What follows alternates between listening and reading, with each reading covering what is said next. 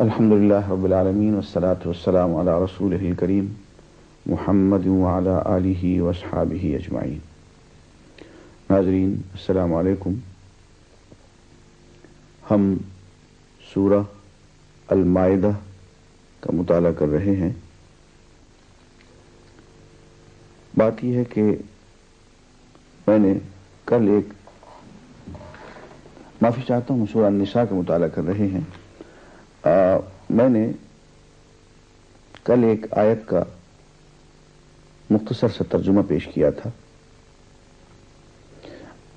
وہ یہ کہ اے نبی، ہم نے یہ کتاب حق کے ساتھ تمہاری طرف نازل کی ہے تاکہ جو راہ راست اللہ نے تمہیں دکھائی ہے اس کے مطابق لوگوں کے درمیان فیصلہ کرو۔ بات یہ ہے کہ راہ حق اللہ تعالی نے جو دکھائی ہے، ایک تو وہ قرآن ہے اور ایک وہ حکمت ہے جس کا میں بار بار ذکر کر رہا ہوں، یعلمہم الکتاب والحکمہ، کہ نبی کے کاموں میں سے 4 کام ہیں نا، تلاوت، تزکیہ، تعلیم کتاب، تعلیم حکمت۔ آخری 2 کام ہیں، یعلمہم الکتاب، کو کتاب کی تعلیم دیتا ہے، والحکمہ، اور حکمت کی تعلیم دیتا ہے۔ یہ حکمت کیا ہے؟ بما اراک اللہ، کہ جو اللہ تعالیٰ نے تمہیں نظر عطا فرمائی ہے، جیسے دکھایا ہے۔ تو ایک تو یہ نظری ہدایت ہے قرآن مجید، اور ایک عملی ہدایت ہے، اور وہ ہے محمد رسول اللہ صلی اللہ علیہ وسلم کی سیرت طیبہ، آپ کی سنت، جو احادیث کی شکل میں ہمارے پاس موجود ہے۔ تو حضور اکرم صلی اللہ علیہ وسلم کی پوری زندگی کا اتباع کرنا پڑے گا، جیسے کہ پہلے آیتوں میں آ چکا کہ پوری کی پوری زندگی میں تمام معاملات میں حضور اکرم صلی اللہ علیہ وسلم کو اپنا فیصل تسلیم کرنا پڑے گا، اور اس انداز میں کہ دل میں کوئی تنگی بھی نہ ہو، بہت خوش دلی کے ساتھ، خواہ فیصلہ اپنے خلاف ہوتا ہے تو ہو جائے، لیکن حضور اکرم صلی اللہ علیہ وسلم کے فیصلے کو دل و جان سے قبول کرنا ہوگا۔ آگے چل کے ایک آیت جس میں کہ بہت سخت وعید ہے وہ بیان کی جاتی ہے، وَمَن يُشَاقِقِ الرَّسُولَ مِن بَعْدِ مَا تَبَيَّنَ لَهُ الْهُدَىٰ وَيَتَّبِعْ غَيْرَ سَبِيلِ الْمُؤْمِنِينَ نُوَلِّهِ مَا تَوَلَّىٰ وَنُصْلِهِ جَهَنَّمَ وَسَاءَتْ مَصِيرًا۔ ارشاد ہے کہ جو شخص رسول کی مخالفت پر کمر بستہ ہو اور اہل ایمان کی روش کے سوا کسی اور روش پر چلے، درا حالے کہ اس پر راہ راست واضح ہو چکی ہو، تو اس کو ہم اسی طرف چلائیں گے جدھر وہ خود پھر گیا، اور اسے جہنم میں جھونکیں گے جو بدترین جائے قرار ہے۔ ارشاد ہے کہ جو شخص رسول کی مخالفت پر کمر بستہ ہو اور اہل ایمان کی روش کے سوا کسی اور روش پر چلے، درا حالے کہ اس پر راہ راست واضح ہو چکی ہو، تو اس کو ہم اسی طرف چلائیں گے جدھر وہ خود پھر گیا، اور اسے جہنم میں جھونکیں گے جو بدترین جائے قرار ہے۔ حضور اکرم صلی اللہ علیہ وسلم کی مخالفت پہ کمر بست ہو جانا یہ بد نصیبی کی انتہا ہے، اور اس کی انتہا پہ وہ لوگ پہنچے جو حضور کے زمانے میں منافقت سے کام لیتے رہے، اور فرمایا کہ ان کی بد نصیبی کا ٹھکانہ تو نہیں ہے، لیکن جو راستہ انہوں نے خود اختیار کر لیا ہے اسی راستے پہ ہم ان کو اور آگے بڑھاتے چلے جائیں گے، نولیہ ما تولی، جس طرف وہ خود چل پڑا، وہ پھر گیا، ہم اسی طرف اس کو پھیر دیں گے۔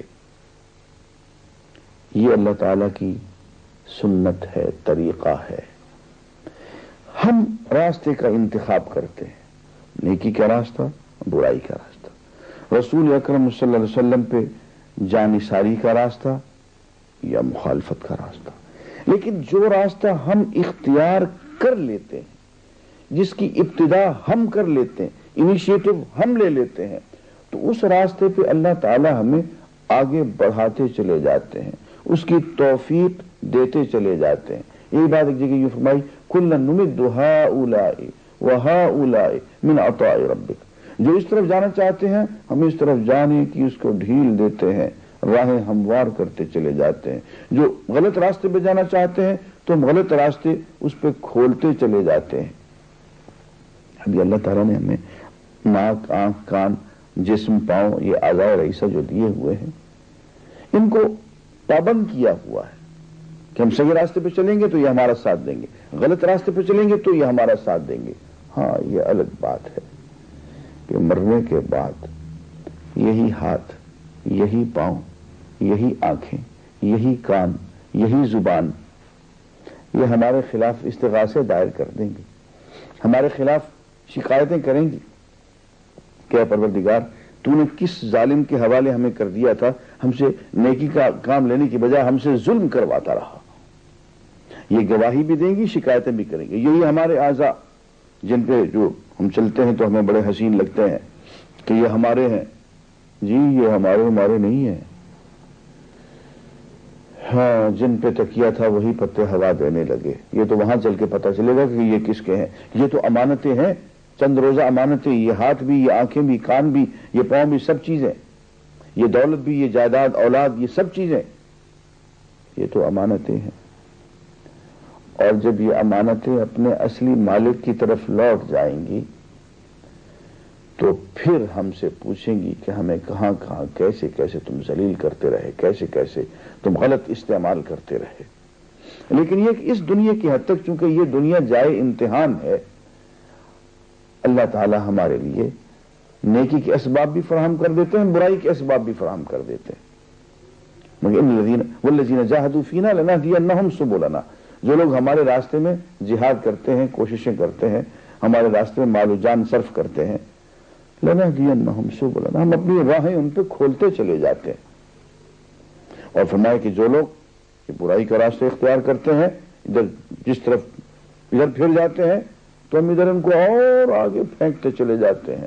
اور ہم یہ کہ ہم ان کے دلوں پہ, ان کے کانوں پہ مہریں لگا دیتے ہیں, ان کی آنکھوں پہ پردے ڈال دیتے ہیں. ہمارا بھی تو یہی ہے, کوئی شخص ہماری مخالفت کرے, ہم اس کو اپنے فنکشنز میں بلائیں, نہ آئے, ہٹ دھرمی کا مظاہرہ کرے تو ہم پر آئندہ کے لیے اس کو بلانا ہی چھوڑ دیتے ہیں, اس پہ دروازے ہی بند کر دیتے ہیں. بالکل یہی سنت ہے اللہ تعالیٰ کی. آگے یوں ارشاد ہوتا ہے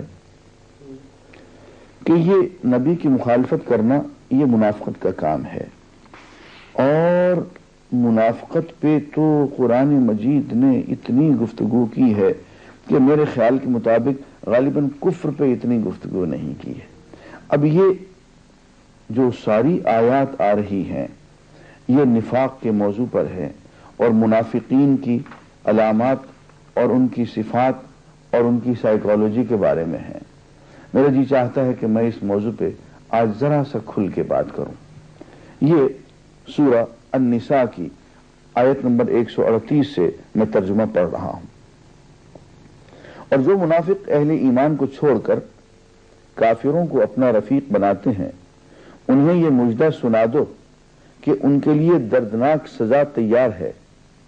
کیا یہ لوگ عزت کی طلب میں ان کے پاس جاتے ہیں, یعنی دعوی ایمان کا اور یاری اہل کفر کے ساتھ, کیا یہ لوگ عزت کی طلب میں ان کے پاس جاتے ہیں؟ حالانکہ عزت تو ساری کی ساری اللہ ہی کے لیے ہے. اللہ اس کتاب میں تم کو پہلے ہی حکم دے چکا ہے کہ جہاں تم سنو کہ اللہ کی آیات کے خلاف کفر بکا جا رہا ہے, مذاق اڑایا جا رہا ہے, وہاں نہ بیٹھو جب تک کہ لوگ کسی دوسری بات میں نہ لگ جائیں.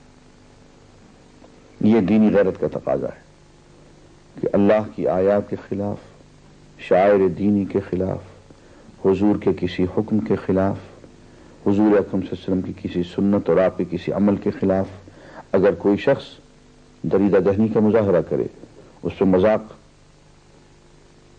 بنانے کی کوشش کرے, تو اس جگہ نہیں بیٹھنا چاہیے.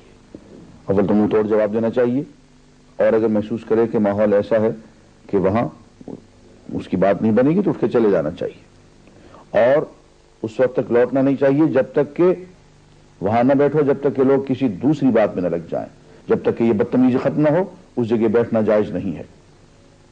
اب اگر تم ایسا کرتے ہو تو تم بھی انہی کی طرح ہو، یعنی دین میں گپ شپ ہو رہی ہے، لائٹ موڈ میں مذاق اڑایا جا رہا ہے شاعر دینی کا، اور آپ وہاں بیٹھے ہوئے ہیں خاموشی سے، تو فرمایا کہ اب تم بھی انہی میں سے ہو، اس ساری حرکت میں تم شریک ہو چکے اگر تم نے اس کے خلاف احتجاج نہیں کیا۔ یقین جانو کہ اللہ منافقوں اور کافروں کو جہنم میں ایک جگہ جمع کرنے والا ہے۔ یہ منافق تمہارے معاملے میں انتظار کر رہے ہیں کہ اونٹ کس کروٹ بیٹھتا ہے۔ اگر اللہ کی طرف سے فتح تمہاری ہوئی تو آ کر کہیں گے کہ کیا ہم تمہارے ساتھ نہ تھے؟ یار ہم تمہیں میں سے تو ہیں، ہم مسلمان نہیں ہیں۔ اور اگر کافروں کا پلہ بھاری رہا تو ان سے کہیں گے کہ کیا ہم تمہارے خلاف لڑنے پر قادر نہ تھے اور پھر بھی ہم نے تم کو مسلمانوں سے بچایا؟ پھر کفار سے کہیں گے کہ جناب دل میں تو ہم آپ کے ساتھ ہی تھے، ہم لڑ بھی تو سکتے تھے آپ کے خلاف، لیکن ہم نے آپ کا ساتھ دیا اندر ہی اندر۔ بس اللہ ہی تمہارے ان کے معاملہ کا فیصلہ قیامت کے روز کرے گا، اور اس فیصلے میں اللہ نے کافروں کے لیے مسلمانوں پر غالب آنے کی ہرگز کوئی سبیل نہیں رکھی ہے۔ بس اتنا یاد رکھیں، اگر اہل ایمان سچ مچ اہل ایمان ہیں تو ان کی صفوں میں، ان کے معاشرے میں، ان کے ملک میں منافقین خواہ مالدار ہوں، خواہ ان کے پاس کسی دور میں اقتدار بھی رہا ہو، اس کے باوجود وہ کبھی مسلمانوں پر اور اہل ایمان پر غالب نہیں آ سکیں گے، وہ ہمیشہ ایسے تڑپتے ہی رہیں گے۔ اور ان کی اتنی علامات بتا دی گئی ہیں کہ اگر ذرا غور سے ہم قرآن مجید کو پڑھیں تو ہمیں ایک ایک شخص کی شخصیت کھل کے سامنے آ جاتی۔ فرماتے ہیں کہ یہ منافق اللہ کے ساتھ دھوکہ بازی کر رہے ہیں، حالانکہ در حقیقت اللہ ہی نے انہیں دھوکہ میں ڈال رکھا ہے۔ جب یہ نماز کے لیے اٹھتے ہیں تو کسمساتے ہوئے، اور مجبوراً پڑھنی پڑ جائے تو بغیر وضو کے، محض لوگوں کو دکھانے کی خاطر اٹھتے ہیں اور خدا کو کم ہی یاد کرتے ہیں، کفر اور ایمان کے درمیان ڈاواں ڈول ہیں، نہ پورے اس طرف ہیں نہ پورے اس طرف، جسے اللہ نے بھٹکا دیا ہو اس کے لیے تم کوئی راستہ نہیں پا سکتے۔ یہ بھٹکے ہوئے اس لیے نہیں ہے کہ اللہ نے بھٹکا دیا ہے، بلکہ اللہ نے اس لیے بھٹکا دیا ہے کہ انہوں نے بھٹکنا پسند فرمایا ہے۔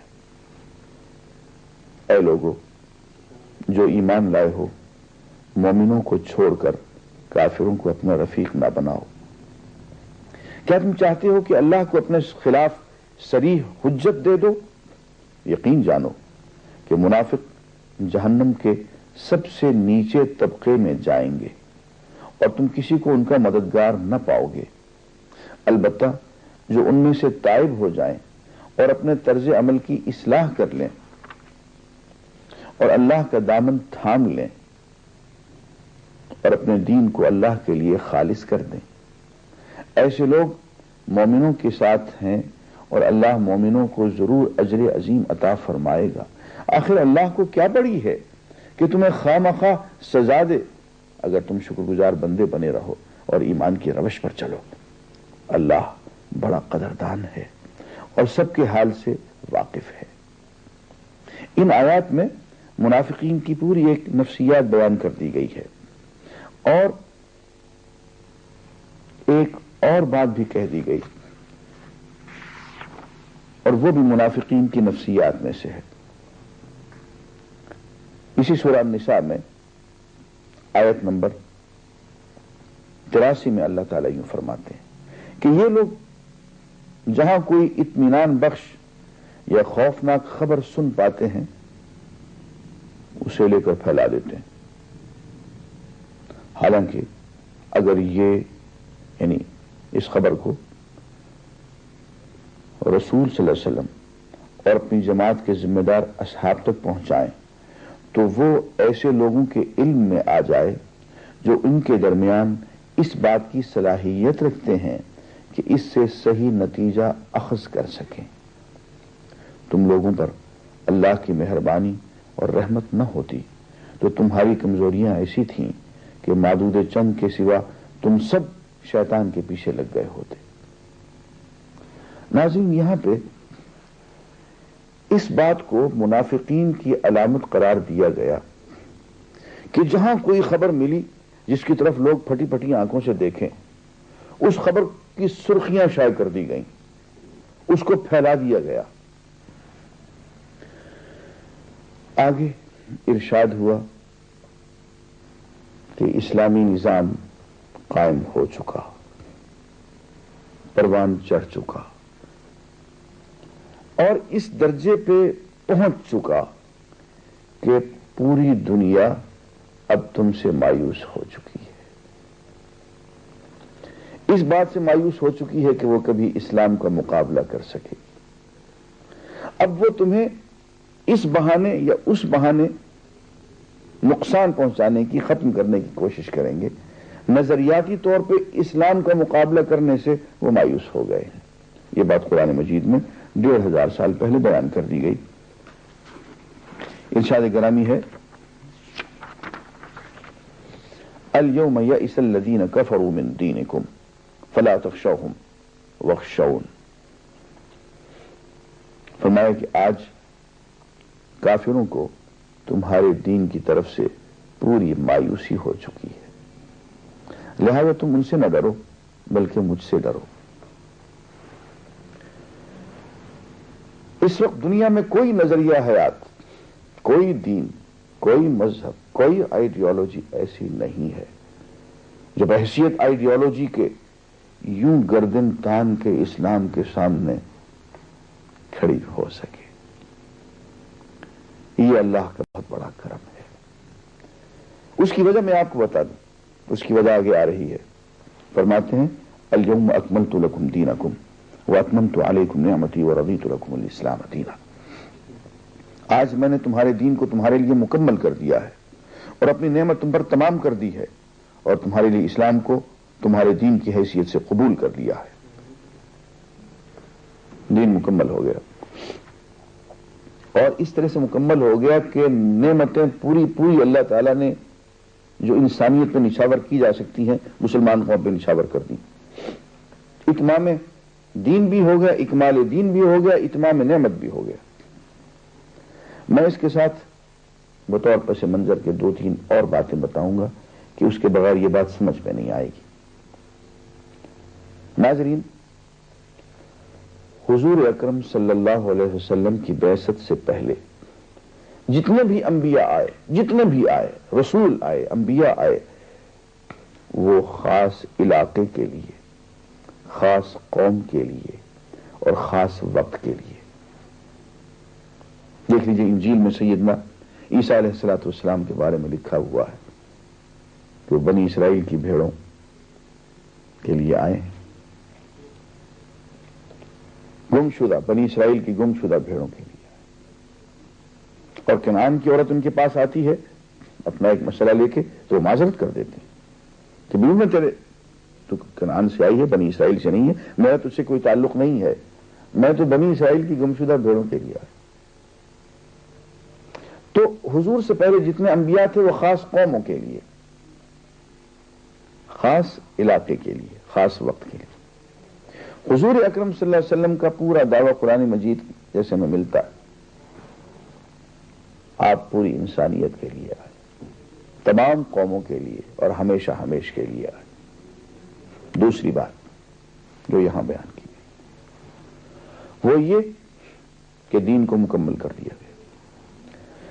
اس سے پہلے، قرآن سے پہلے اور حضور اکرم صلی اللہ علیہ وسلم کی عطا کردہ شریعت سے پہلے جتنی شریعتیں آئیں وہ خاص قوم کے لیے، خاص وقت کے لیے، خاص علاقے کے لیے تھی۔ اس لیے اس میں جو مصلحتیں تھیں وہ وقتی تھیں، وہ علاقائی تھیں، وہ قومی تھیں، ان میں یونیورسلٹی نہیں تھی، آفاقیت نہیں تھی، اس لیے وہ مکمل نہیں تھی۔ یہاں آ کے دین مکمل ہو گیا۔ انسان ارتقائی منازل طے کرتے کرتے یہاں آ کے اس درجے پہ پہنچا کہ اس سے کہہ دیا الیوم اکملت لکم دینکم، آج میں نے دین مکمل کر دیا۔ دو باتیں ہو گئی، تیسری بات کہہ دی گئی، اور وہ یہ کہ اب آئندہ سے یہ دین بدل بھی نہیں سکے گا۔ انا نحن نزلنا الذکر وانا لہ لحافظون، ہم نے یہ پیغام تمہاری طرف بھیجا ہے اور دیکھ لینا ہم اس کی حفاظت کر کے دکھائیں گے۔ جس کی حفاظت کی گئی اور دنیا گواہ ہے کہ یہ وہی کتاب ہے، یہ وہی کلام ہے 1500 سال پہلے موجود تھا۔ اور چوتھی بات جو اس کی کرولری ہے کہ جب یہ تین باتیں ہو گئیں کہ اب نبوت علاقائی اور وقتی اور قومی نہیں رہی، ہمیشہ ہمیش کے لیے ہو گئی، کتاب مکمل ہو گئی، شریعت مکمل ہو گئی، نعمت مکمل ہو گئی، اور تیسری بات کہ اس کی حفاظت کا بھی وعدہ ہو گیا، تو چوتھی بات تو خود بخود آ گئی کہ نبوت کی ضرورت نہیں ہے۔